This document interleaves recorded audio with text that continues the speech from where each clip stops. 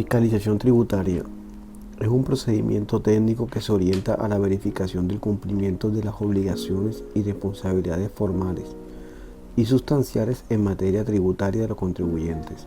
Se entiende también como un proceso de investigación sistemático, con arreglo a un procedimiento previamente establecido por la ley, cuyo objetivo es identificar, caracterizar y obtener evidencias y o material probatorio relacionado con el actuar de los contribuyentes y llevar el orden y control. El objeto de la fiscalización tributaria es la correcta determinación de las obligaciones tributarias, teniendo en cuenta los siguientes aspectos como son: el tipo de obligación tributaria, el tipo de contribuyente, el tipo de impuesto, el tipo de declaración, la jurisdicción, la clasificación de la actividad económica principal y por último el tipo de operación comercial y financiera. La fiscalización es la razón de ser de la administración tributaria, todo a su vez que el mecanismo fundamental para combatir las conductas de los contribuyentes que se orienten al fraude fiscal, ya sea de forma de evasión o de elusión. La evasión es la acción consistente e intencional de evitar, esquivar o escapar un compromiso determinado. La evasión tributaria o fiscal consiste en el incumplimiento por parte de los contribuyentes de su obligación de declarar y de contribuir con las cargas fiscales. Es el impago voluntario de los tributos establecidos por la ley. La evasión tributaria genera distorsión en el sistema tributario e incrementa los costos de administración. La evasión corresponde básicamente a las siguientes acciones: no presentar la declaración de impuestos estando obligado a ella, el no registro del ingreso en la declaración de impuesto en correspondencia a lo que establece la ley, y por último, inclusión de partidas inexistentes en la declaración de impuestos a fin de disminuir la carga tributaria. Elusión es la acción de evitar con astucia una dificultad o obligación. La elusión tributaria es una consecuencia del principio de legalidad del tributo, de la utilización de disposiciones legales existentes para reducir o eliminar la carga impositiva. Generalmente es consecuencia de las deficiencias de la redacción de la elusión tributaria, por lo general en asociada a un tipo de planeación tributaria o prácticas comerciales y financieras que se plantean como objetivo la disminución contable y financiera de la base gravable del impuesto, utilizando medios ilícitos que buscan evitar el nacimiento del hecho gravado o disminuir su monto. La elusión tributaria corresponde básicamente a las siguientes acciones: darle a una situación jurídica determinada el estatus de otra distinta, aprovechando una conceptualización defectuosa para aplicarle una ley tributaria más benigna; ampararse en una extensión tributaria que por defectuosa técnica legislativa no haya sido prevista para el caso particular en cuestión; incluir bienes en categoría cuya enumeración no está contemplada por la ley y por tanto su inclusión dentro del hecho generado del impuesto es dudosa para eximirlos del impuesto. La elusión tributaria se diferencia de la evasión tributaria en que no desconoce la letra de la ley de la forma tal que no produce infracción alguna, toda vez que el uso del tecnicismo legales para no pagar impuestos no es jurídicamente sancionable. La elusión de impuestos hace referencia a las conductas del contribuyente que buscan evitar el pago del impuesto, utilizando para ello maniobras o estrategias permitidas por la misma ley o por los vacíos de esta misma, no siendo estrictamente ilegal, puesto que no se está violando ninguna ley, sino que se está aprovechando mediante una interpretación que es permitida por la ley, que en ocasiones es ambigua y tiene vacíos. En cambio, la evasión de impuestos hace referencia a las maniobras utilizadas por los contribuyentes para evitar el pago de los impuestos, violando para ello la ley. Ahora les voy a hablar de los elementos de la obligación tributaria, como son: hecho generador, sujeto activo, sujeto pasivo económico, sujeto pasivo de derecho, base gravable y tarifa. El hecho generador es el presupuesto establecido en la ley cuya realización origina el nacimiento de una obligación tributaria. El sujeto activo es el acreedor de la obligación tributaria. El sujeto pasivo es el deudor de una obligación tributaria, el sujeto obligado frente al Estado a pagar el impuesto. El sujeto pasivo económico es la persona que adquiere bienes y o servicios gravados y quien soporta o asume el impuesto. El sujeto pasivo de derecho es el responsable del recaudo del impuesto, actúa como recaudador y debe cumplir las obligaciones que le impone el Estado. Un ejemplo sería presentar la declaración y pagar el impuesto. Base gravable es la magnitud o la medición del hecho gravado a la cual se le aplica la tarifa para determinar la cuantía de la obligación tributaria. Tarifa es el porcentaje o valor que aplicado a la base gravable determina el monto del impuesto que debe pagar el sujeto pasivo.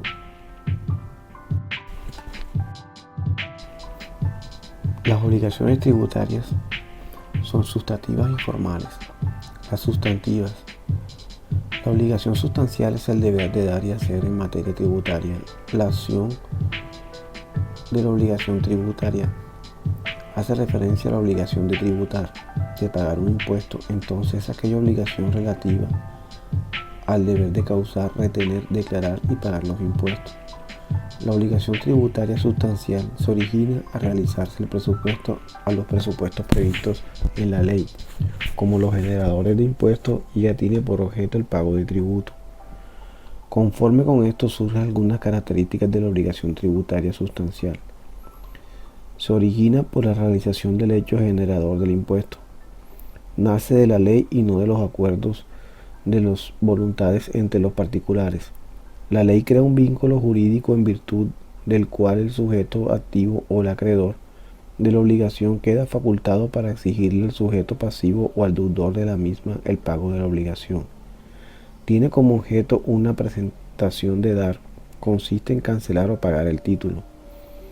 El pago de este impuesto se puede efectuar a través de las siguientes formas: retención en la fuente, practicada por el agente retenedor o por el contribuyente; pago directo en alguna entidad financiera autorizada; compensación de saldos a favor, con previa solicitud ante la división de devoluciones; imputación de anticipos y saldos a favor, generados en el periodo inmediatamente anterior; título de descuento tributario. Formales. La obligación tributaria formal comprende presentaciones diferentes de la obligación de pagar el impuesto. Consiste en la obligación instrumental o deberes tributarios que tiene como objeto obligaciones de hacer o no hacer, con existencia jurídica propia, dirigidas a buscar el cumplimiento y la correcta determinación de la obligación tributaria sustancial, y en general relacionada con la investigación determinada y la recaudación de los tributos. La obligación formal es el procedimiento o proceso que sigue para que se cumplan las obligaciones sustanciales. Entre las obligaciones formales se puede citar la presentación de las declaraciones tributarias, la obligación de pedir factura y entregarla al adquiriente de bienes y o servicios, la de llevar la contabilidad, la de inscribirse como responsable del impuesto sobre las ventas, etc. Entre algunas obligaciones formales está la de inscribirse al Registro Único Tributario RUT y obligación de pedir factura, entre otras. Contribuyentes. Los contribuyentes, como sujetos pasivos de la obligación tributaria sustancial, son las personas naturales, jurídicas y asimiladas a cada una de estas que realizan directamente el hecho generador de la obligación tributaria y pagan el tributo al Estado o a un intermediario autorizado para recaudarlo, que no estén expresamente exceptuados por la ley. Están los contribuyentes declarantes, que son las personas que están obligados a presentar las declaraciones tributarias y tienen la obligación legal de pagar dichos tributos. Son personas naturales y asimiladas nacionales, no exceptuadas por la ley. Personas naturales extranjeras con residencia o domicilio en Colombia. Personas naturales nacionales o extranjeras sin residencia o domicilio en Colombia. Sociedades anónimas y asimiladas. Sociedades limitadas y asimiladas. Los contribuyentes no declarantes Este es un grupo de personas que tiene la obligación legal de pagar el impuesto, pero no está obligado a presentar la declaración tributaria. Efectúan el pago de impuestos a través del sistema de retención en la fuente. Los contribuyentes no declarantes serían los siguientes: personas naturales y asimiladas no declarantes, personas naturales o jurídicas extranjeras sin residencia o domicilio en Colombia no declarantes, fondos de inversiones de capital extranjero, empresas de transporte internacional. Los no contribuyentes declarantes. Estas personas se caracterizan porque no tienen obligación legal de pagar el impuesto, pero están obligados a presentar la declaración tributaria de ingresos y patrimonio. Esta declaración es un documento informativo que no contiene liquidación privada del impuesto de renta y se presenta las siguientes características. Se presenta el formulario que para el efecto señale la DIAN. Contiene información necesaria para identificar la identidad declarante, NID, dirección y denominación. Discriminación de los factores necesarios para determinar el valor de los activos, pasivos, patrimonio, ingresos, costos y gastos. Liquidación de sanciones cuando fuera el caso. Firma de quien debe cumplir el deber llegar de declarar. Firma del revisor fiscal cuando se trate de entidades obligadas a llevar libros de contabilidad y que den conformidad con el Código de Comercio y demás normas vigentes sobre materia, estén obligados a tener un revisor fiscal. En cuanto a los objetivos, tenemos que el primero es velar por el cumplimiento de las obligaciones. El segundo, velar por la exactitud de las declaraciones. Otro objetivo y el principal fue que este proceso se creó para garantizar la seguridad fiscal del Estado colombiano y la protección del orden público económico nacional mediante la administración y control al debido cumplimiento de las obligaciones tributarias, aduaneras y cambiarias, y ayudar a la facilitación de las operaciones de comercio exterior en condiciones de equidad. Así pues, la función fiscalizadora en materia tributaria se destaca por la amplitud de facultades que goza la Administración para establecer o verificar la existencia de hechos generadores, sujetos pasivos, responsables, así como de la ocurrencia de infracciones tributarias, en cuanto pueden adelantar de manera oficiosa varias actuaciones, sobre todo para copiar el acervo probatorio suficiente que soportará fácticamente la expedición de actos administrativos a través de los cuales se proponga la existencia o modificación de la liquidación tributaria, así como la aplicación de sanciones de la misma. Entonces, la función fiscalizadora se caracteriza por el ejercicio de amplias facultades atribuidas por el legislador a la administración tributaria con el fin de determinar con certeza la obligación tributaria y de ejercer la facultad sancionatoria por el incumplimiento de dichas obligaciones tributarias. Bien, en cuanto al fraccionamiento en la fiscalización, en Colombia existen, además de la Dirección de Impuestos y Aduanas Nacionales, administraciones tributarias por cada departamento y municipio, esto sin contar con otros entes paralelos que se han creado para recaudar contribuciones, tasas, aportes y demás recursos de destinación específica.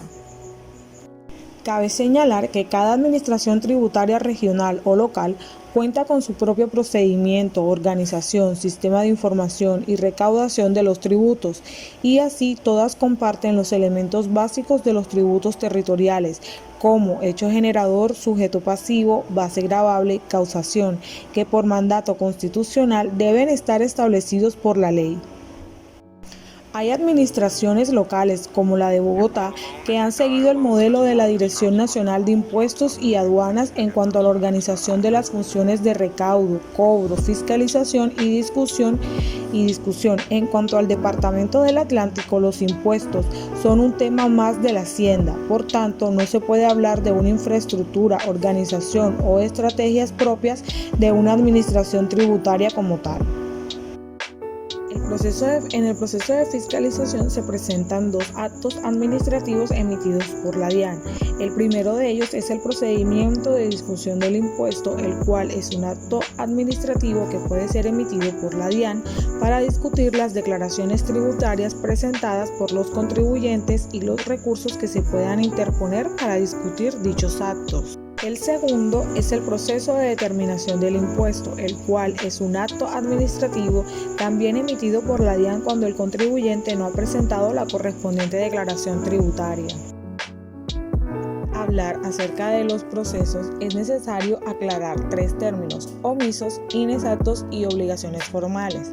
Para la DIAN, un omiso es el título que se le da a cualquier persona natural o jurídica que, estando obligada a declarar, no lo ha hecho. La DIAN tiene hasta 5 años contados desde el vencimiento del plazo para haber presentado este tipo de declaración tributaria y entrar a exigirle la respectiva declaración. Entonces, 5 años de emplazamiento para declarar. Luego de esto se produce un mes hasta la resolución de sanción o la liquidación de aforo. Ahora, inexacto se llama cuando un contribuyente se equivoca al diligenciar una declaración tributaria y determina un impuesto menor al real. Debe pagar una sanción por inexactitud que es propuesta o liquidada por la DIAN, no por el contribuyente. A esto se le determina monto de la sanción por inexactitud. Ahora, tiene 2 años para proceder a un requerimiento especial y se producirán 3 meses para solicitar una ampliación del requerimiento y hasta 6 meses para la liquidación oficial de dicha revisión. Por último, tenemos las obligaciones formales, las cuales se pueden formular hasta 2 años para un pliego de cargos y luego de esta se producirá un mes hasta la resolución de dicha sanción. El primer subproceso dentro del auto de apertura es el auto inclusorio. Este es un acto mediante el cual se otorga competencia a los funcionarios para actuar en la investigación. El segundo es el auto exclusorio. El auto exclusorio es el acto mediante el cual se retira la competencia a los funcionarios para actuar en la investigación. El tercero es el auto de verificación. Con este se decreta la práctica de una inspección administrativa en el fin de obtener las pruebas ordenadas en el auto, ya sea del mismo contribuyente o de un tercero relacionado con él.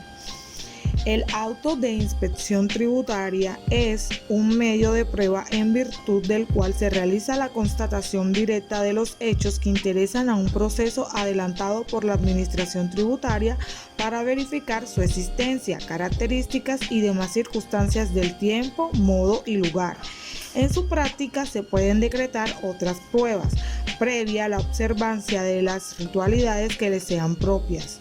La inspección tributaria se decretará mediante auto que se notificará por correo o personalmente, debiéndose en él indicar los hechos, materia de la prueba y los funcionarios comisionados para practicarla, y se iniciará una vez notificado el auto que lo ordene de la inspección. Se debe adelantar un acta que contenga todos los hechos, pruebas, fundamentos en que se sustenta y la fecha de inicio y cierre, suscrita por los funcionarios que la adelantaron y del contribuyente o su representante. Quinto, auto de inspección contable.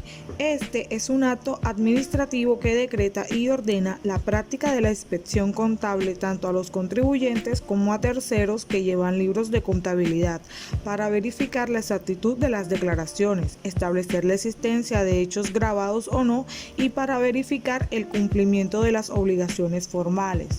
Sexto y séptimo, citación y testimonio.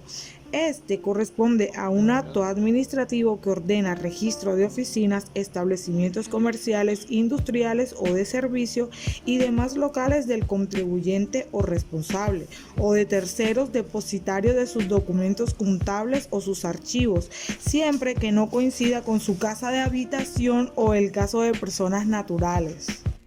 Por último, el emplazamiento para declarar es el acto administrativo que le resta vida jurídica a la declaración por las causales establecidas. Para efectos de tomar como válida las declaraciones privadas de la administración, se debe verificar el cumplimiento de las formalidades establecidas en la ley, sin las cuales no se entiende satisfecha la obligación formal de declarar ni surte efectos legales dicha declaración. Pues bien, en el subproceso de omisos tenemos que a partir de la fecha de vencimiento para declarar corren 5 años en el cual se ejecutan todos los actos administrativos mencionados anteriormente y finalizan con el acto terminal, que se puede dar de dos maneras: el autoarchivo por presentación o el emplazamiento para declarar.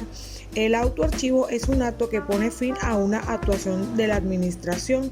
Es el acto por medio del cual se ordena el archivo del expediente y en consecuencia finaliza la actuación administrativa.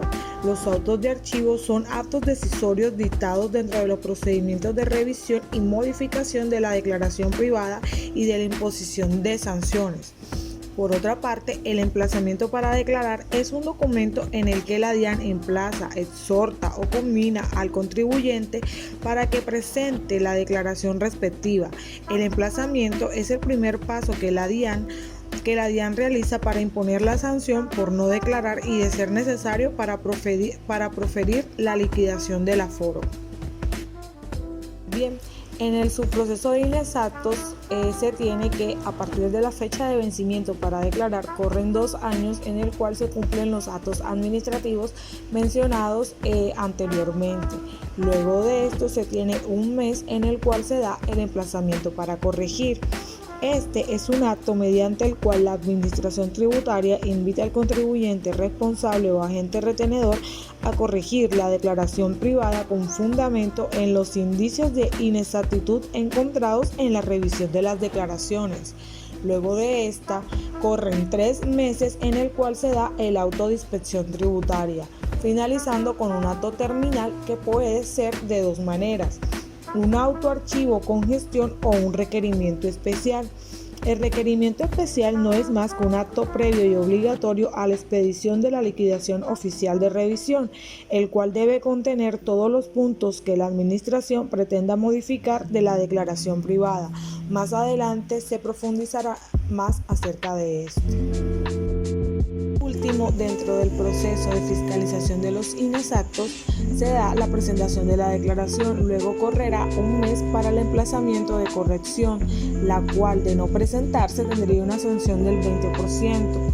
Luego 3 meses el auto de inspección, la cual, al no presentarse, tiene una sanción del 20%, el cual finaliza este proceso con un acto terminal que puede ser un auto de archivo explicado anteriormente o un requerimiento especial. De no presentarse a este requerimiento especial, como ya le explicamos anteriormente, correría una sanción de hasta el 40%.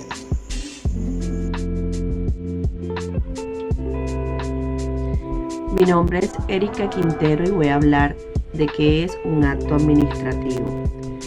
Dentro del ámbito jurídico es posible distinguir diferentes clases de actos. Uno de ellos es el administrativo, que consiste en la declaración que se manifiesta de manera voluntaria en el marco del accionar de la función pública y tiene la particularidad de producir en forma inmediata efectos jurídicos individuales. En otras palabras, es una expresión del poder administrativo que puede imponerse imperativa y unilateralmente. El acto administrativo es, junto con las formas de organización administrativa, una de las partes conceptuales más importantes del derecho administrativo. De ahí que sea fundamental su delimitación. No todos los actos o actividades que realiza la administración son actos administrativos destinados a producir efectos de derecho, ya que la administración realiza muchas otras actividades que no precisamente son actos administrativos. En consecuencia, todo acto administrativo es generalmente un acto de la administración, pero no todo acto o actuación de la administración es necesariamente un acto administrativo. El acto administrativo se define como un acto jurídico cuya característica principal son que constituyen una manifestación o declaración de voluntad unilateral, potestativa y ejecutoria, que tiene por objeto crear, reconocer, modificar o extinguir una situación jurídica individual. Es una declaración unilateral realizada en ejercicio de la función administrativa que produce efectos. Elementos que componen el acto administrativo. En lo que concierne a los elementos que componen el acto administrativo, estos constituyen el conjunto de características esenciales, las cuales le imprimen validez y eficacia al mismo. Dichos componentes son: la autoridad. Tendrán competencia para emitir actos administrativos los funcionarios públicos investidos legítimamente por la entidad a la que pertenecen y a través de los cuales ejercen la voluntad del órgano estatal. Dicha manifestación de voluntad, para que se entienda legítima, deberá estar exenta de vicios. La motivación. Esta se refiere a las razones fácticas y legales que previamente debe tener presente la administración y las cuales le sirven de fundamento al expedir un determinado acto administrativo o a la hora de tomar una decisión. Es menester enunciar la diferencia que existe entre motivación y motivos, entendiéndose la primera como la actitud que adopta la administración frente a los argumentos que se presentan para tomar dicha decisión, argumentos que constituyen el motivo del acto. El contenido del acto se hace referencia al resultado final obtenido luego de haberse tenido en cuenta integralmente todos los componentes que conforman el acto administrativo y los cuales constituyen la materialización expresa de la decisión. El fin. Con este elemento se busca que los actos administrativos persigan un objetivo claro y específico. Estos deben procurar porque dicha finalidad lleve inmersa directa o indirectamente la defensa del interés general. La forma. Son los requisitos y solemnidades dispuestas en la ley que se deben consumar para que se efectúe el nacimiento de un acto administrativo. Al respecto, vale la pena mencionar que la Ley 1437 de 2011 contempla la posibilidad de emitir actos administrativos a través de medios electrónicos, caso en el cual se tendrá que cumplir con lo que ordena la norma para la emisión de los tipos de actos administrativos. Los actos administrativos se clasifican según la segmentación realizada por Gabino Fraga en los siguientes criterios, conforme a su naturaleza, tomando en cuenta la voluntad que quieran realizar el acto administrativo. Puede hablarse de actos jurídicos si éste modifica la ley o causa un efecto sobre lo que ésta regula, o de actos materiales o de ejecución si éste ejecuta atribuciones no jurídicas de la administración pública, conforme a las voluntades que lo permitan. Tomando en cuenta los organismos responsables, podemos hablar de actos unilaterales si estos pertenecen a la institución que los emite, o actos plurilaterales si estos expresan la voluntad de dos o más organismos públicos. Conforme a la relación entre la voluntad y la ley, tomando en cuenta el modo en que se relacionan con la ley, los actos administrativos pueden ser obligatorios o vinculados. Se debe acatar lo impuesto por la ley sin margen para las decisiones individuales, o bien pueden ser discrecionales que permiten,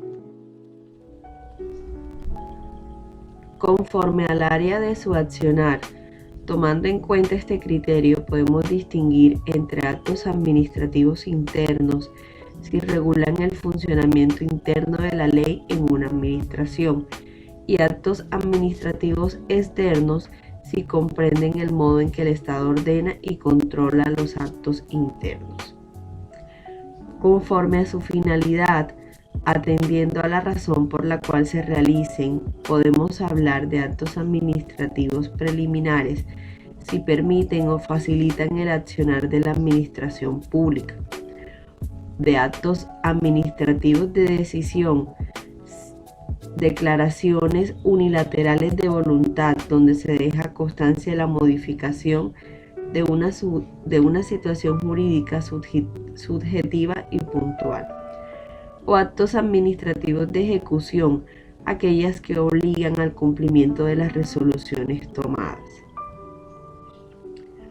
Conforme a quienes está destinado, tomando en cuenta sobre quienes recae el acto administrativo, podemos distinguir aquellos de carácter general cuando sus destinatarios no están determinados y aquellos de carácter singular. Es deber notificar los actos administrativos de carácter particular y concreto. Los actos administrativos de carácter particular deberán ser notificados en los términos establecidos mediante las siguientes disposiciones. Notificación personal. Las decisiones que pongan término a una actuación administrativa se notificarán personalmente al interesado, a su representante o apoderado, o a las personas debidamente autorizadas por el interesado para notificarse. En la diligencia de notificación se entregará al interesado copia íntegra, auténtica y gratuita del acto administrativo, con anotación de la fecha y la hora, los recursos que legalmente proceden, las autoridades ante quienes deben interponerse y los plazos para hacerlo. En caso de desconocerse alguno de estos requisitos, no será válida la notificación. Por medio electrónico. Procederá siempre y cuando el interesado acepte ser notificado de esta manera. La Administración podrá establecer este tipo de notificaciones para determinados actos administrativos de carácter masivo que tengan origen en convocatorias públicas. En estrados. Toda decisión que se adopte en audiencia pública será notificada verbalmente en estrados, debiéndose dejar precisa constancia de las decisiones adoptadas y de la circunstancia que dichas decisiones quedaron notificadas. A partir del día siguiente a la notificación, se contarán con los términos para la interposición de recurso. Citaciones para notificación personal. Si no hay otro medio más eficaz de informar al interesado, se le enviará una citación a la dirección, al número de fax o al correo electrónico que figuren en el expediente o puedan obtenerse del registro mercantil, para que comparezcan a la diligencia de notificación personal. El envío de la citación se hará dentro de los 5 días siguientes a la expedición del acto y de dicha diligencia se dejará constancia en el expediente. Si se desconoce la información sobre el destinatario de la notificación, la citación se publicará en la página electrónica o en el lugar de acceso al público de la respectiva entidad por el término de 5 días. Notificación por aviso. Si no pudiera hacerse la notificación personal al cabo de los 5 días del envío de la citación, esta se hará por medio de aviso que se remitirá a la dirección, al número de fax o al correo electrónico que figure en el expediente o puedan obtenerse del registro mercantil, acompañado de copia íntegra del acto administrativo. Nos preguntamos, ¿qué debe contener el aviso? El aviso debe indicar la fecha y la del acto que se notifica, la autoridad que lo expidió, los recursos que legalmente proceden, las autoridades ante quienes deben interponerse, los plazos respectivos y la advertencia de que la notificación se considera surtida al finalizar el día siguiente a la entrega del aviso en el lugar de destino. Cuando se desconozca la información sobre el destinatario, el aviso con copia íntegra del acto administrativo se publicará en la página electrónica y en todo caso en lugar del acceso público de la respectiva entidad por el término de 5 días, con la advertencia de que la notificación se considera surtida al finalizar el día siguiente al retiro del aviso. Notificación de los actos de inscripción o registro. Los actos de inscripción realizados por las entidades encargadas de llevar registros públicos se entenderán notificados el día en que se efectúe la correspondiente anotación, Si el acto de inscripción hubiera sido solicitado por entidad o persona distinta de quien aparezca como titular del derecho, la inscripción deberá comunicarse a dicho titular por cualquier medio idóneo, dentro de los 5 días siguientes a la correspondiente anotación. Autorización para recibir la notificación. Cualquier persona que deba notificarse de un acto administrativo podrá autorizar a otra para que se notifique en su nombre, mediante escrito. El autorizado solo estará facultado para recibir la notificación y, por tanto, cualquier manifestación que haga en relación con el acto administrativo se tendrá de pleno derecho por no realizada. Falta o irregularidad de las notificaciones y notificación por conducta concluyente. Sin el lleno de los anteriores requisitos que hemos mencionado en esta presentación, no se tendrá en cuenta por hecha la notificación ni producirá efectos legales la decisión, a menos que la parte interesada revele que conoce el acto, consienta la decisión o interponga los recursos. Publicidad o notificación a terceros de quienes se desconozca su domicilio. Cuando, a juicio de las autoridades, los actos administrativos de carácter particular afecten en forma directa e inmediata a terceros que no intervinieron en la actuación y de quienes se desconozca su domicilio, ordenarán publicar la parte resolutiva en la página electrónica de la entidad y en un medio masivo de comunicación en el territorio donde sea competente quien expedió las decisiones. En caso de ser conocido su domicilio, se procederá a la notificación personal. Ejemplos de actuaciones administrativas palpables. Mencionaremos 3 ejemplos que están muy relacionados con nuestra materia de legislación tributaria. Por esta razón, será muy fácil de identificarlos. El primer ejemplo es el de las multas a empresas. Sanciones de índole laboral, mercantil, administrativa o exoneraciones de pago por algún órgano o institución administrativa. Buenas noches, compañeros, mi nombre es Silena Quiñones. El día de hoy voy a hablarles sobre el silencio administrativo. Silencio administrativo.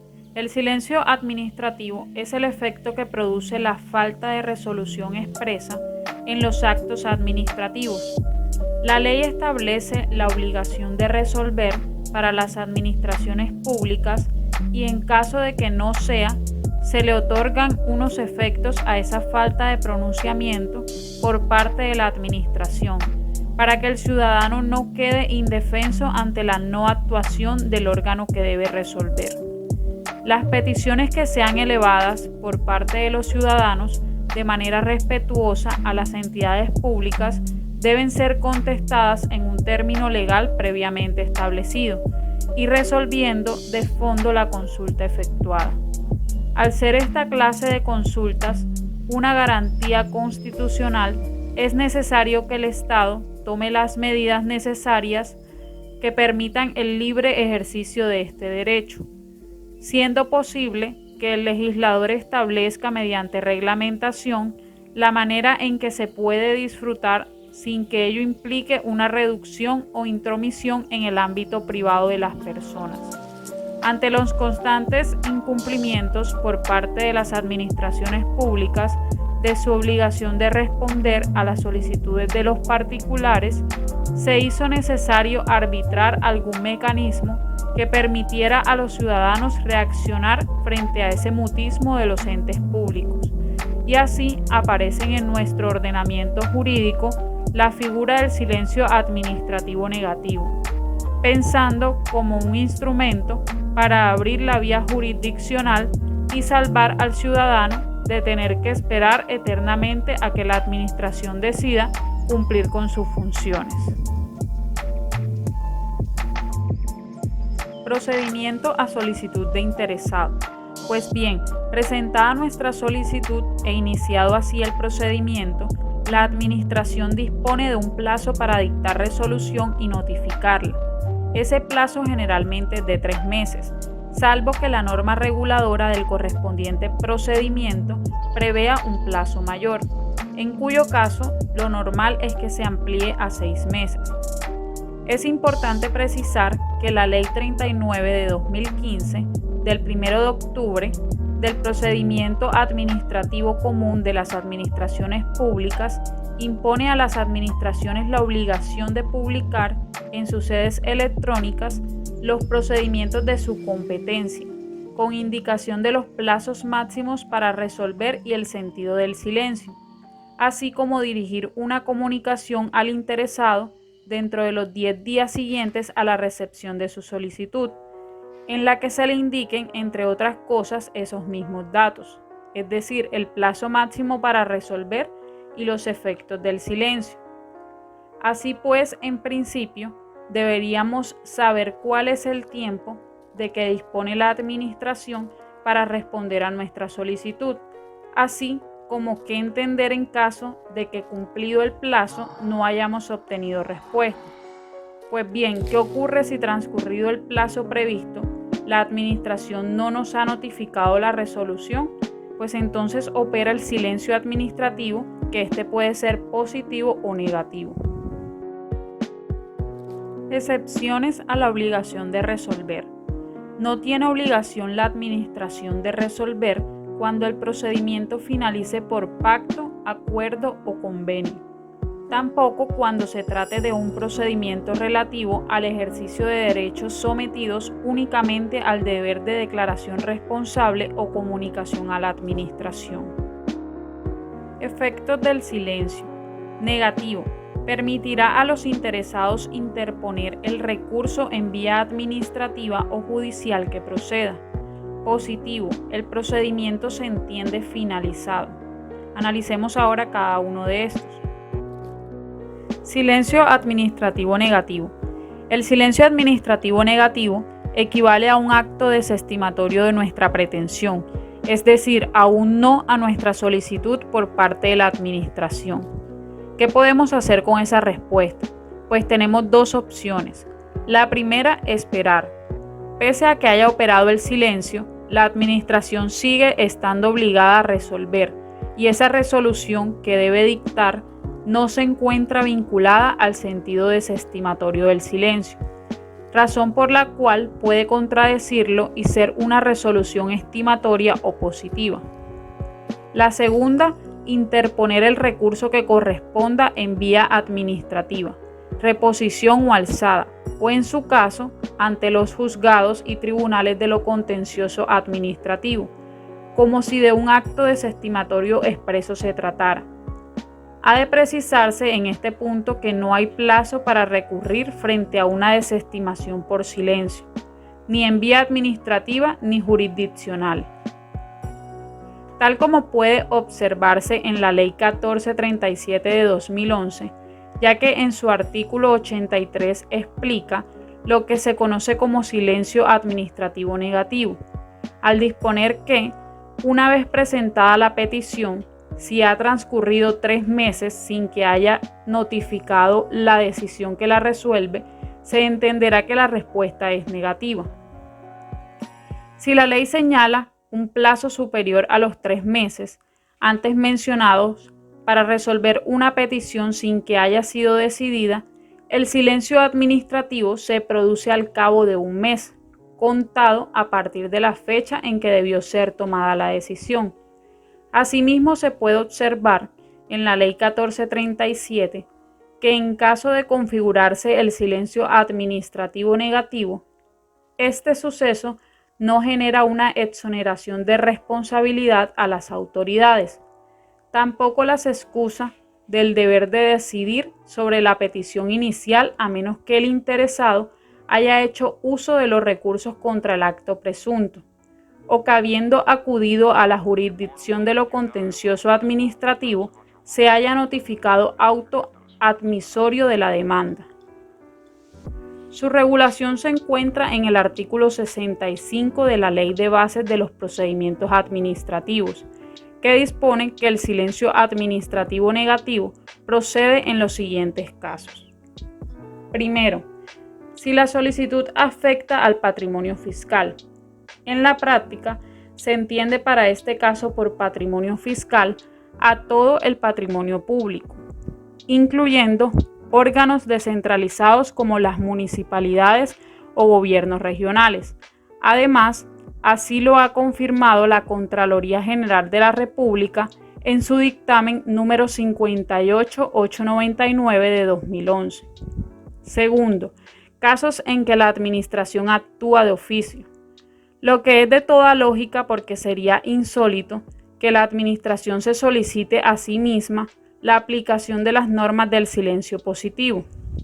Cabe señalar que tratándose de procedimientos iniciados de oficio por la administración, la inactividad se sanciona mediante otra institución, el abandono de procedimiento. Tercero, cuando la administración deba pronunciarse sobre impugnaciones o revisiones de actos administrativos, como por ejemplo, frente a un recurso administrativo. Sin embargo, la aplicación de este caso de silencio negativo debe atender al contenido impugnatorio de la petición y no a la forma del mismo.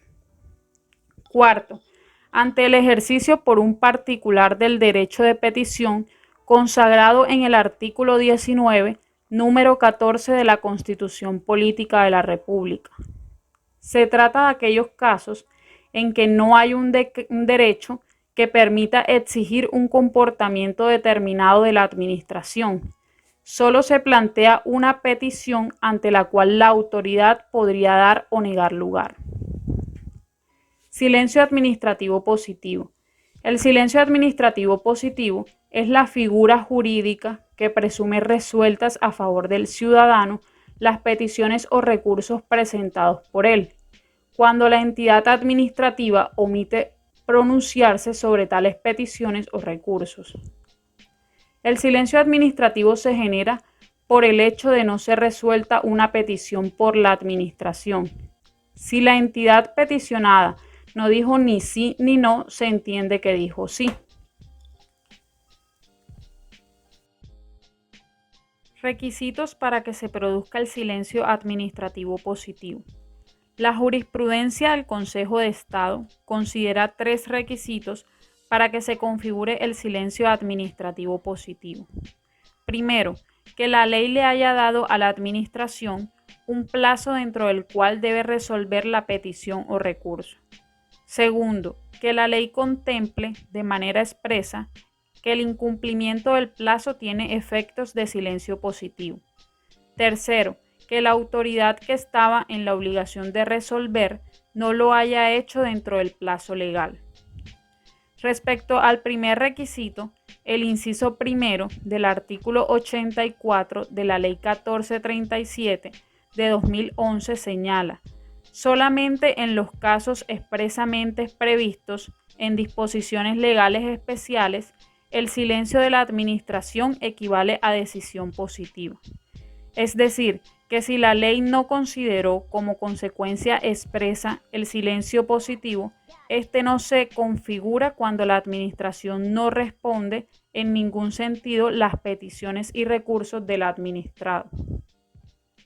Término para que se configure el silencio administrativo positivo. El término o plazo que se requiere para que se configure el silencio administrativo positivo depende de cada actuación administrativa, de cada plazo establecido por la ley para determinada situación. Si la ley ha otorgado un plazo de 15 días para que una entidad administrativa se pronuncie sobre determinado tema, cumplido ese plazo se configura el silencio administrativo. Así que no existe un término general para que se configure el silencio administrativo positivo, puesto que la ley fija plazos distintos para cada actuación administrativa, desde 15 días, por ejemplo, hasta 3 o 6 meses, e incluso un año. En consecuencia, si se desea conocer cuándo se produce el silencio administrativo positivo, se debe primero conocer cuánto plazo tenía la entidad respectiva para atender su petición o resolver su recurso. Buenas noches, hoy les hablaré sobre el requerimiento de la DIAN. Como todos sabemos, la DIAN está capacitada para imponer diferentes tipos de sanciones mediante algunos tipos de requerimientos. Los requerimientos más comunes que pueden llegar a una empresa son los requerimientos ordinarios. Estos requerimientos de la DIAN están regulados por el Estatuto Tributario entre sus artículos 684 y 686. ¿Pero qué es el requerimiento ordinario de información de la DIAN? Dentro de las facultades de fiscalización de la Administración se encuentra la de realizar requerimientos de información a los contribuyentes mediante un requerimiento ordinario. Este requerimiento es un oficio mediante el cual se le exige al contribuyente responsable, agente de retención o a terceros la presentación de documentos que contengan el registro de sus operaciones y las transacciones con otras personas, ya sean clientes, proveedores, empleados, entidades financieras, socios o cualquier otra circunstancia. Por lo tanto, mediante un requerimiento ordinario, la Administración no podrá proponer la modificación de una liquidación privada ni una solicitud para que se corrija o presente una declaración que se dejó de presentar, pues ello lo debe hacer mediante requerimientos especiales y emplazamientos para corregir o declarar, respectivamente. El requerimiento ordinario se encuentra legalmente fundamentado por el artículo 684 del Estatuto Tributario y se enmarca en las amplias facultades de investigación y fiscalización que tiene la Administración. Atender los requerimientos ordinarios es obligatorio por parte de los contribuyentes cuando se recibe una solicitud de información por parte de la Administración o para que se explique determinado hecho o circunstancia. Se está en la obligación de informar o entregar los documentos requeridos, pues de no hacerlo puede ser objeto de sanción por no informar. ¿Cuáles son los objetivos del requerimiento ordinario? Entre las razones principales por la cual la Administración puede solicitar información a un contribuyente mediante un requerimiento ordinario se encuentran las siguientes. Primero es verificar la exactitud de las declaraciones tributarias presentadas por los contribuyentes responsables y agentes de retención. Segundo, para obtener información necesaria para determinar oficialmente los tributos a quienes han incurrido en conductas que implican un menor ingreso para el erario, bien sea porque no se declaran los impuestos, ya sean omisos o determinan una cuantía inferior o inexactos. Y por último, la tercera, para confirmar la exactitud de la información suministrada por otros contribuyentes o terceros con los cuales se tiene una relación económica. ¿Pero qué tipo de información puede ser solicitada mediante el requerimiento ordinario? La Administración, en este caso la DIAN, en ejercicio de sus amplias facultades de control tributario, aduanero y cambiario, puede solicitar todo tipo de documentos necesarios para verificar la realidad de las operaciones realizadas por los contribuyentes o terceras personas. A modo simplemente enunciativo, se mencionan algunos documentos que pueden ser solicitados mediante un requerimiento ordinario.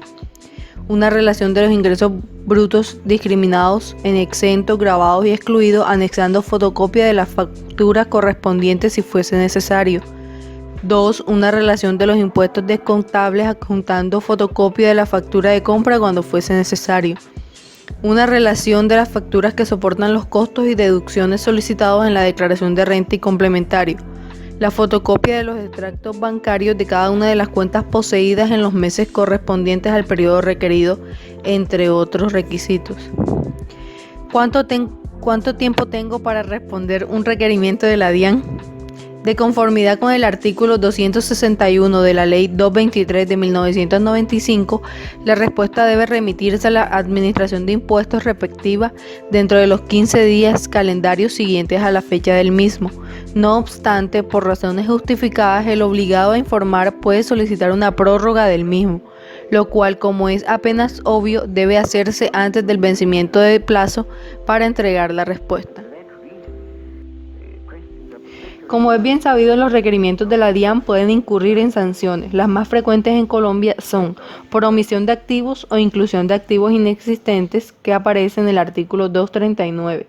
Los contribuyentes podrán incluir como renta líquida gravable en la declaración de renta y complementarios o en las correcciones a que se refiere el artículo 588 el valor de los activos omitidos y los pasivos inexistentes originados en periodos no revisables, adicionando el correspondiente valor como renta líquida gravable y liquidando el respectivo impuesto sin que se genere renta por diferencia patrimonial. Luego está el por inexactitud, que está en el artículo 647, que constituye inexactitud sancionable en las declaraciones tributarias siempre que se derive un menor impuesto o saldo a pagar con un mayor saldo a favor para el contribuyente, agente retenedor o responsable. Por extemporaneidad, que está en el artículo 241, las personas o entidades obligadas a declarar que presenten las declaraciones tributarias en forma extemporánea deberán liquidar y pagar una sanción por cada mes o fracción de mes calendario de retardo equivalente al 5% del total del impuesto a cargo o retención objeto de la declaración tributaria, sin exceder del 100% del impuesto o retención según el caso. Por corrección, que está en el artículo 644, cuando los contribuyentes responsables o agentes retenedores corrijan sus declaraciones tributarias, deberán liquidar y pagar una sanción. Por errores aritméticos, que están en el artículo 697, esto se presenta error aritmético en las declaraciones tributarias cuando 1. A pesar de haberse declarado correctamente, los valores correspondientes a hechos imponibles o bases gravables se anota como valor resultante un dato equivocado. 2. Al aplicar las tarifas respectivas, anota un valor diferente al que se ha debido resultar. 3. Al efectuar cualquier operación aritmética resulte un valor equivocado que implique un menor valor a pagar por concepto de impuestos, anticipos o retenciones a cargo del declarante o un mayor saldo a su favor para compensar o devolver. ¿Pero qué sucede si no se responde un requerimiento ordinario? Para las personas o entidades obligadas a suministrar información tributaria y para quienes se les haya solicitado informaciones o pruebas y que no las suministren dentro del plazo establecido para ello o cuyo contenido presente errores o no corresponda con lo solicitado, podrá ser sancionado de conformidad con la norma establecida en el artículo 651 del Estatuto Tributario de la siguiente manera. Una multa de hasta 15.000 VT, la cual será fijada teniendo en cuenta los siguientes criterios. Hasta el 5% de las sumas respecto de las cuales no se suministró la información solicitada o se suministró en forma errónea o extemporánea. Si no fuere posible establecer la base para calcular la sanción o la información no tuviera cuantía, se aplicará hasta el 0,5% de los ingresos netos. Si no hubiera ingresos, será ese mismo porcentaje sobre el patrimonio bruto del año anterior o de la última declaración de renta o de ingresos y patrimonios.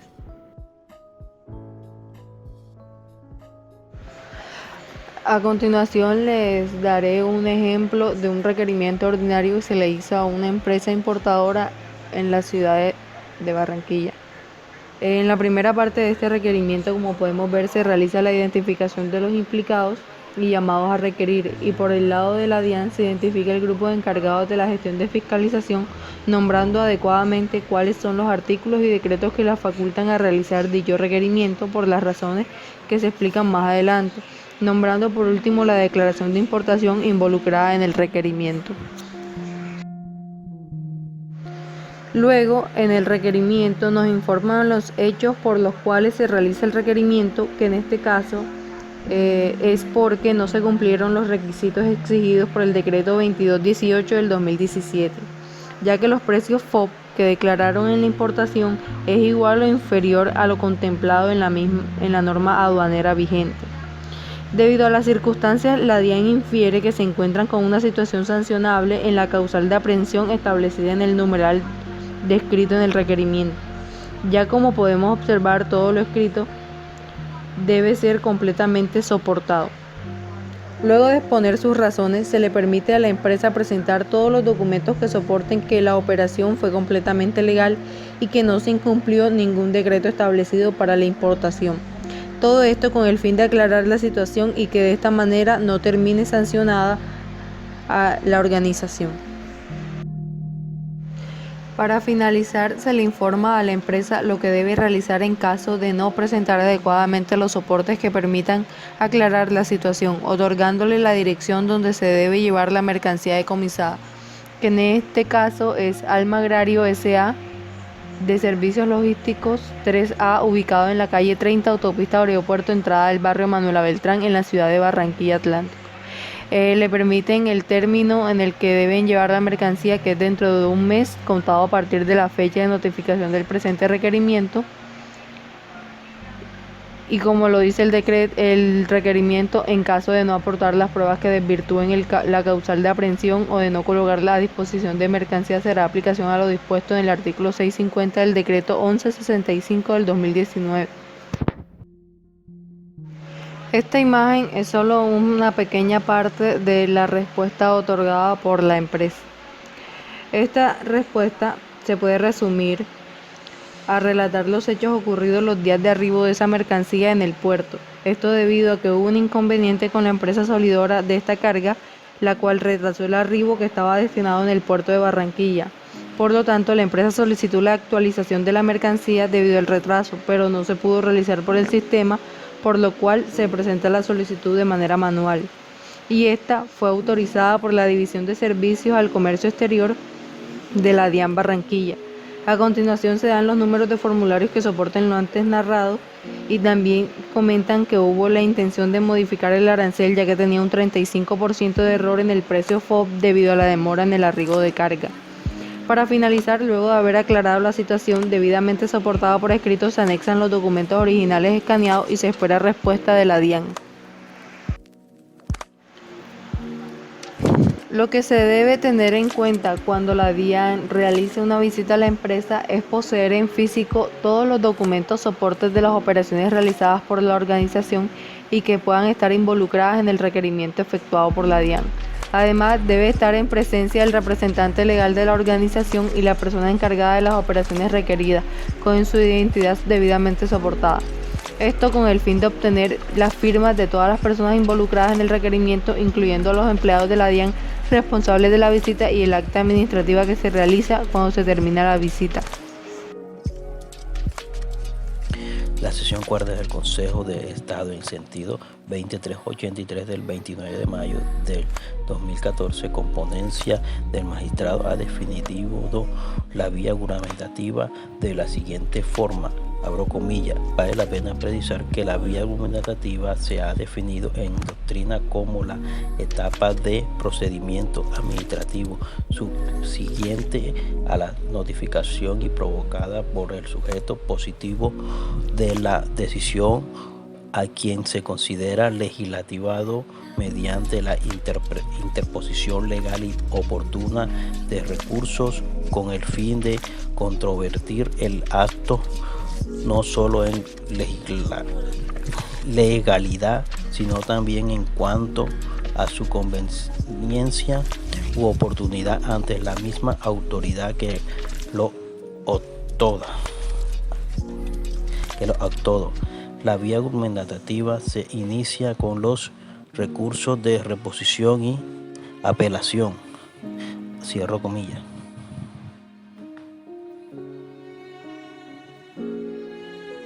En términos generales, podemos afirmar que la vía argumentativa es la parte procesal que se surte ante la autoridad administrativa, en este caso la DIAN.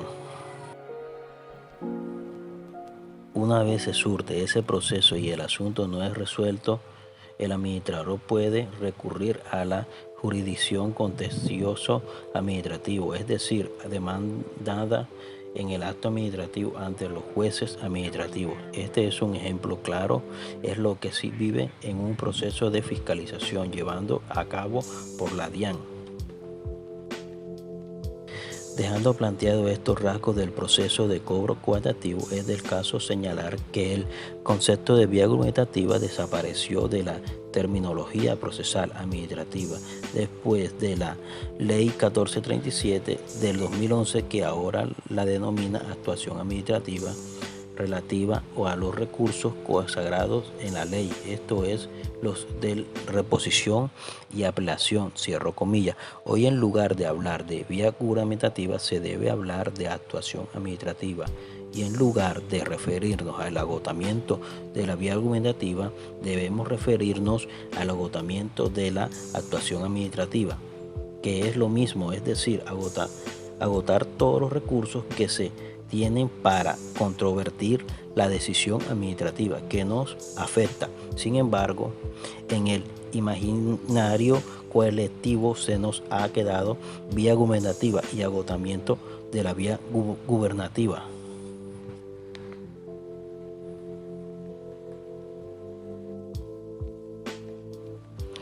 Lo anterior tiene su origen en el número 2 del artículo 161 de la Ley 1437 del 2011, cuando señala, abro comillas, cuando se pretende la unidad de un acto administrativo particular debería haberse ejercido y decidido los recursos que de acuerdo con la ley fuere obligatorio.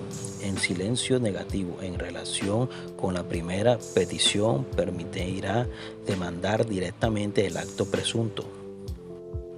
Si las autoridades administrativas no hubieran dado la oportunidad de interponer los recursos procedentes, no será exigible el requisito al que se le refiere este numeral.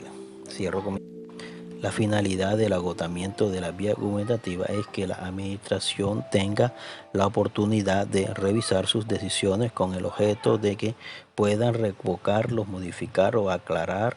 Esto es, que las autoridades administrativas puedan rectificar sus propios errores antes que sean objeto de un proceso judicial. Es un recurso ordinario muy utilizado contra las decisiones administrativas y judiciales, pues se busca que las personas que toman la decisión evalúen las inconsistencias y en base a esto revoque o reforme la decisión. Es importante precisar, en muchos casos el recurso de reposición es un requisito para interponer el recurso de apelación y independientemente de si es un proceso administrativo o civil, el riesgo por las normas del Código General del Proceso. El recurso de reposición se presenta ante la misma autoridad que toma la decisión y en ella que decide sobre el recurso. El recurso de reposición procede contra las autoridades que profieren los jueces, los magistrados, sus sustanciadores y la Sala Civil del Corte Superior de Justicia. No procede contra los autos de los magistrados sustanciadores que sean susceptibles de súplica, además de los autos que profieren las salas de decisiones respecto de los cuales solo podrán pedirse su aclaración o completación. Tampoco proceden contra los autos que nieguen una apelación, súplica o queja. El Consejo de Estado, Sala de los Contenciosos Administrativos, sesión primera, sentencia de julio 6 del 2001, expediente 6352, se refiere de la siguiente manera: naturaleza de la reposición y la apelación. El primero es un recurso operativo, pues el obligatorio de interponer es de apelación. El carácter potestativo de dicho recurso pone en evidencia que el acto es el objeto del mismo. Esto es referente al principio. El estado administrativo principal, como el que decide el recurso de apelación, son los presupuestos básicos para que la vía argumentativa se entienda agotada en el debido forma, así sea de que la notificación del último es lo que tiene incidencia para la computado del término de caducidad para el ejercicio oportuno de la sesión. El recurso de apelación es un medio de impugnación a través del cual se pide que se revoque una providencia de una autoridad judicial. Este recurso lo resuelve el superior jerárquico de quien emite la decisión, es decir, que si la providencia es de un juez civil de un circuito, decidirá el recurso la Sala Civil del Tribunal Superior. El recurso de apelación solo se puede interponer en primera instancia ante determinadas providencias que especifiquen la ley. Estas son: primero, en que rechaza la demanda, su reforma o adición o a su contestación. Segundo, el que niega la intervención de sucesores procesales o de terceros. 3. El que niega el decreto o de prácticas de pruebas.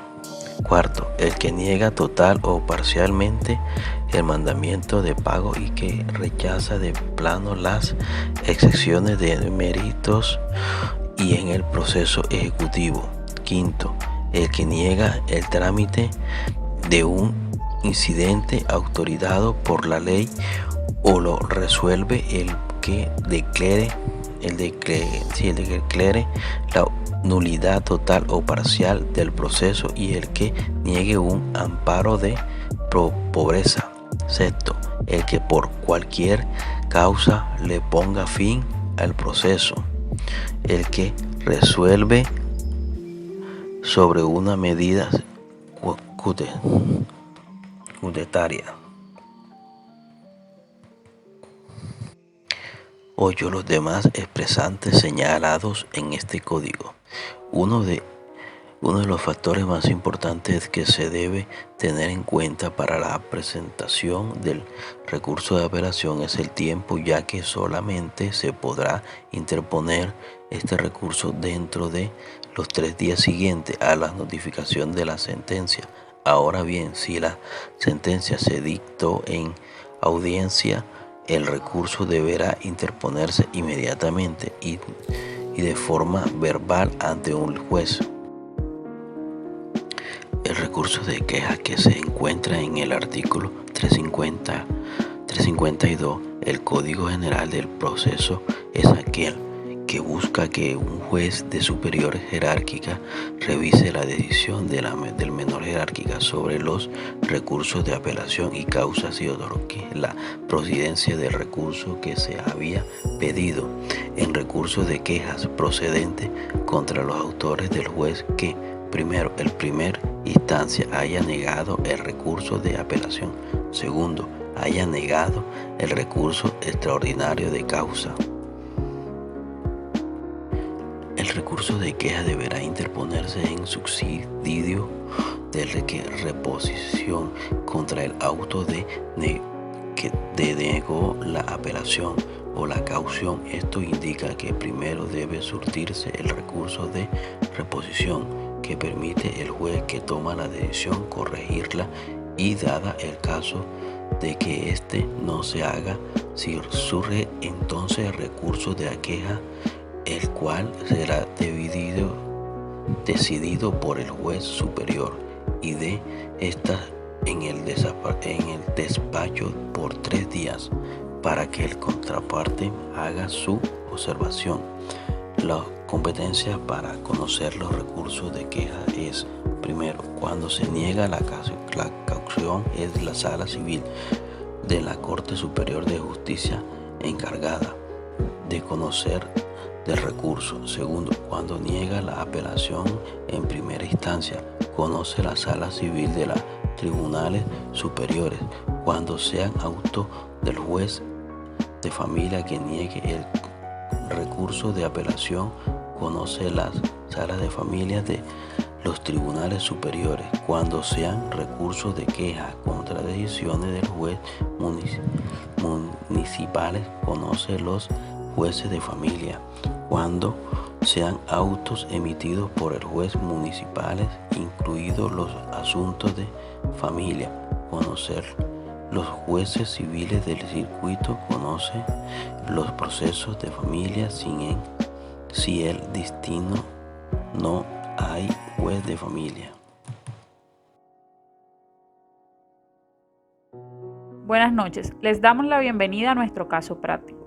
El señor Artemio tiene una empresa, en la cual durante 13 años se han venido cumpliendo con todas las obligaciones tributarias, pero en el año 2016 el señor Artemio muere y la empresa le queda a sus hijos Aristóbulo y Clorovila, los cuales toman las riendas de la empresa y se reparten la empresa así.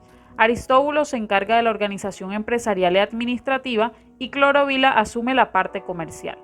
Un día, Aristóbulo toma la decisión de no pagar algunas obligaciones tributarias, argumentando que eso que se paga se lo roba el gobierno y que prefiere invertirlo en otros asuntos de la empresa. Su hermana recibe una llamada del contador, el cual está preocupado por la omisión de pago de las declaraciones. Ella acude a su oficina y les dice que tienen 6 meses sin presentar IVA, ICA ni retención en la fuente y desea saber qué le puede suceder si esto no se soluciona. ¿Qué actuación administrativa seguirá la DIAN ante esta situación? ¿Será que llegará un requerimiento especial, una resolución de aforo o un requerimiento ordinario? Veamos qué dice el experto en el tema. En este caso, la DIAN podrá realizar un proceso que conlleva 3 etapas: el emplazamiento, la resolución por sanción y la liquidación de aforo. El emplazamiento se da cuando un contribuyente decide no realizar la declaración y la DIAN deberá realizarle un emplazamiento. Este es un documento o acto administrativo que realiza la DIAN para invitar al declarante a realizar la respectiva declaración. Este puede ser notificado por medio electrónico, correo certificado o correo personal. En la notificación de este emplazamiento pueden suceder 2 situaciones. La primera es que el contribuyente haga caso al emplazamiento y decida presentar su declaración, pero deberá también responder ante una sanción por extemporaneidad que está contemplada en el artículo 642 del Estatuto Tributario y luego procederá a realizar el pago. En la segunda situación tenemos que el contribuyente decide hacer caso omiso al emplazamiento y no presenta la declaración. Entonces, este deberá responder ante una sanción por no declaración. Tenemos el 2, que es la resolución por sanción, y esta constituye una sanción por diferentes actuaciones por parte de los contribuyentes, como por ejemplo la de no declaración, la de ocultación de información, la de extemporaneidad, entre otras. Y la DIAN será la encargada de implicar la sanción según sea el caso.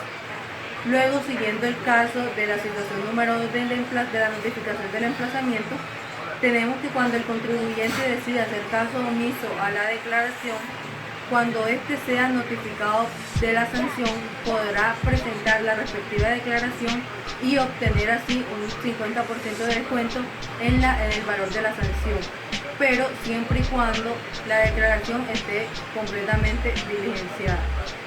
Y tercero y último tenemos la liquidación de aforo, que en este caso, cuando el contribuyente decide no realizar la declaración haciendo caso omiso a todos los llamados de atención hechos por la DIAN, esta podrá hacer uso de su facultad que le confiere el artículo 717 del Estatuto Tributario, donde nos permite saber que la DIAN podrá demostrarle a ellos qué obligación tiene el contribuyente para que pueda realizar la respectiva declaración.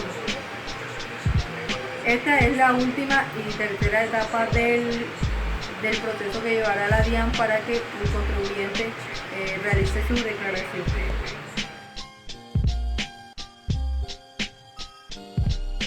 Se recibió un requerimiento ordinario o un requerimiento especial, porque el requerimiento ordinario y el requerimiento especial no aplican, porque en el primero se solicitan una serie de documentos en los cuales se verifica si se ha hecho caso omiso a algo en específico o algún valor. Y en el requerimiento especial ya la misma DIAN se encargará de enviar un documento a la empresa donde se solicita que se haga una respectiva modificación en lo que se encuentra qué procesos no se están ejecutando de manera correcta. Entonces se determina así que la manera correcta para resolver esta situación o problema es que se haga un emplazamiento en el cual se especifican cuáles van a ser esas consecuencias que se van a traer a la empresa, en donde se van a ver reflejadas en el caso de la no cancelación del impuesto. La DIAN envía el correspondiente emplazamiento, indicando que deben declarar y especificando las consecuencias del no pago de los impuestos. Clorovila conversa con su hermano y logra convencerlo de presentar la debida declaración. A los días siguientes, la empresa presenta su declaración acogiéndose a los términos del emplazamiento, pero el contador nota que hubo una equivocación y que no se liquidó la sanción por extemporaneidad al impuesto a la renta en la declaración. Por esta situación, el contador entra en pánico, ya que no sabe si la empresa debe liquidar una sanción por corrección, si espera el emplazamiento para corregir o si debe presentar la sanción por extemporaneidad simplemente. ¿Qué debe hacer la empresa en este caso? Veámoslo a continuación. En torno a la situación en la que Aristóbulo, Clorovila y su contador desconocen cuál es el procedimiento o la sanción que deben liquidar, precisamente por omitir la liquidación de la sanción por extemporaneidad, en la declaración presentada. Ellos pueden ejercer un derecho de petición como lo contempla el artículo 23 de la Constitución Política y está regulado por la Ley 1755 del año 2015. Aristóbulo y Clorovila pueden interponer un derecho de petición a la Dirección de Impuestos y Aduanas Nacionales para requerir información precisamente sobre las sanciones por corrección en declaraciones por extemporaneidad. Este derecho de petición debe tener unos requisitos mínimos según lo establece la Ley 1755 y debe ser contestado por la DIAN en un tiempo determinado de 15 días hábiles. A continuación vamos a ver un ejemplo cómo podría ser este derecho de petición y cuál sería la posible respuesta de la DIAN ante este. A continuación presentamos ante ustedes el modelo de derecho de petición que el señor Aristóbulo Medina ejerce como representante legal de la empresa Progresar SAS ante la Dirección de Impuestos y Aduanas Nacionales, donde va a solicitar información sobre el procedimiento a seguir para corregir declaraciones presentadas con extemporaneidad. El señor Aristóbulo Medina procede a redactar este documento indicando la ciudad y fecha en la cual la presentará. Informa que va dirigido a la Dirección de Impuestos y Aduanas Nacionales. Indica en el asunto del documento es un derecho de petición y en el desarrollo del texto del derecho de petición indica que el Aristóbulo Medina, como representante legal de la empresa Progresar SAS, que presenta domicilio en la ciudad de Barranquilla, en la carrera 53, número 110-280, ejercerá el derecho de petición, el cual está consagrado en el artículo 23 de la Constitución Política de Colombia y las disposiciones pertinentes del Código de Procedimiento Administrativo, y manifiesta que va a realizar muy respetuosamente la siguiente solicitud. Informa que con base al artículo 23 de la Constitución Política de Colombia hará ejercicio del derecho de petición, donde solicitará respetuosamente información sobre el procedimiento a seguir para corregir la declaración presentada extemporáneamente. Indica que la petición tiene fundamento, por consiguiente, las razones que expone en el siguiente párrafo. Indica que la sociedad Progresar SAS ha recibido emplazamiento previo al día 5 de marzo de 2019 por la no presentación del impuesto de IVA, retención en la fuente e ICA durante el periodo comprendido entre agosto de 2019 y enero de 2020. Ante esta situación se procedió a cumplir con los términos del emplazamiento de conformidad al artículo 715 del Estatuto Tributario y presentar la respectiva declaración de las obligaciones tributarias el día 15 de marzo de 2020. Sin embargo, en la declaración presentada de manera extemporánea se omitió la liquidación de la sanción por extemporaneidad sobre el valor de la retención en la fuente, tal como lo estipula el artículo 642 del Estatuto Tributario Nacional. Dado lo anterior, la empresa desea ejecutar el debido proceso para la corrección de dicha situación con sus obligaciones tributarias de conformidad a los procedimientos establecidos en la Ley Tributaria de Colombia. El señor Aristóbulo indica que solicita que la notificación de esta solicitud respetuosa que ha presentado ante la Dirección de Impuestos y Aduanas Nacionales sea notificada donde registra la dirección al pie de su firma.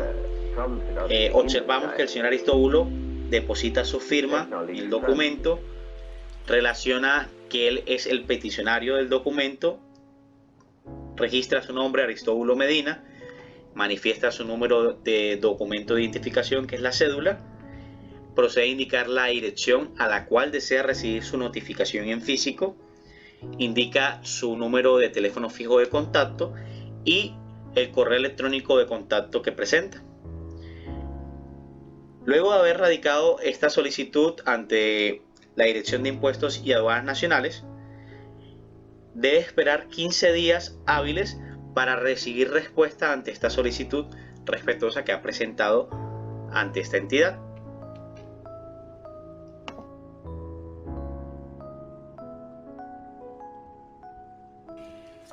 Como vimos anteriormente, el derecho de petición interpuesto por Aristóbulo tiene el fin de solicitar información acerca del procedimiento de las acciones que se tenían que liquidar por omitir la liquidación de la sanción por extemporaneidad, a la que estaba obligada la empresa. En este caso, la empresa no estaba consultando una actuación administrativa de la DIAN, sino que buscaba solicitar información para poder cumplir con el debido proceso y estar bien informado.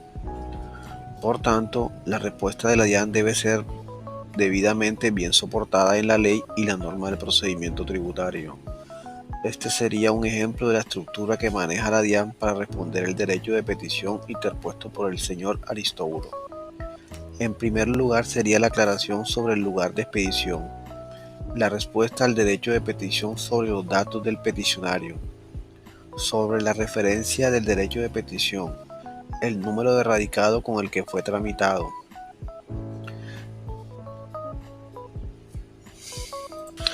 internamente ante la DIAN, y sobre la razón hecha por el peticionario, que es el procedimiento a seguir sobre el tema de extemporaneidad.